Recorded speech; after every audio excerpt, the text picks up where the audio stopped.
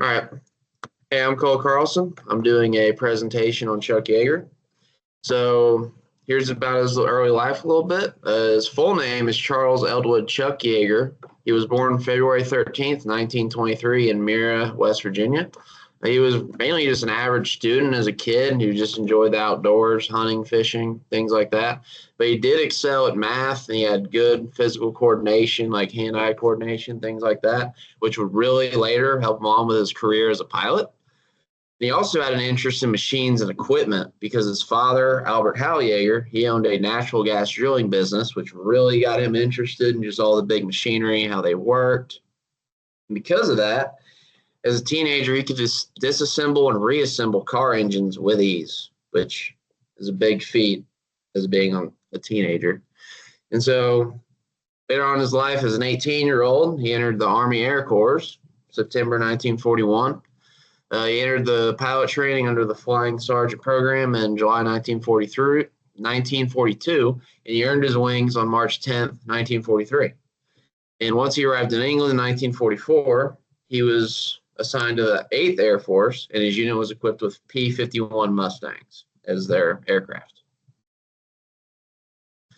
So a little early on as he got there, he was shot down by one of the German fighters, but he did take one out before he went down. And so here's just a quote from his autobiography that I thought was pretty cool just about his experience with it. So it is slightly past noon on Sunday, March 5th, 1944, and I'm a wounded 21-year-old American fighter pilot, shot down and on the run.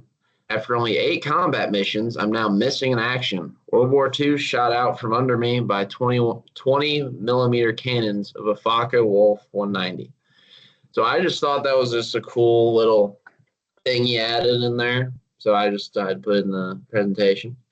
And so he evaded capture because the French underground, the resistance they had. And where he was shot down was in Bordeaux, France, right there on this map here as well. But when he got back to England, he was about not to be able to return to combat, but he fought that decision, and he brought the problem all the way up the chain of command to Dwight D. Eisenhower.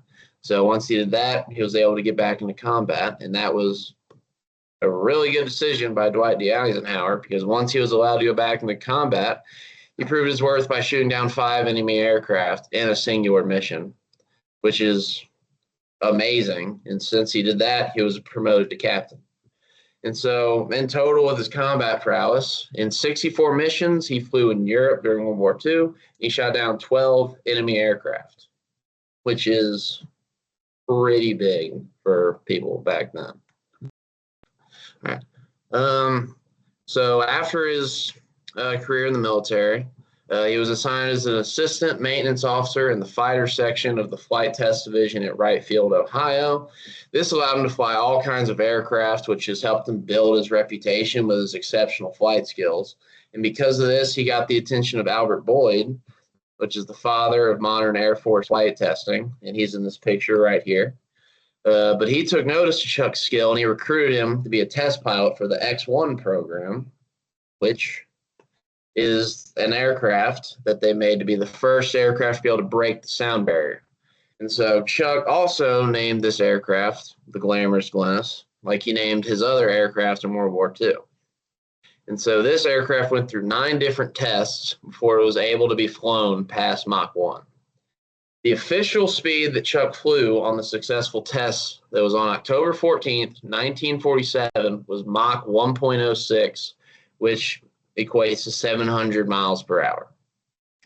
So this made Chuck the fastest man alive at that time and the first man to ever break the sound barrier, which just helped the development of aviation a lot, which now, because they figured out they can do this, and now we're flying at way faster speeds because of that, and that just makes it very significant because of what Chuck Yeager did. And then here are the sources, and that concludes the video.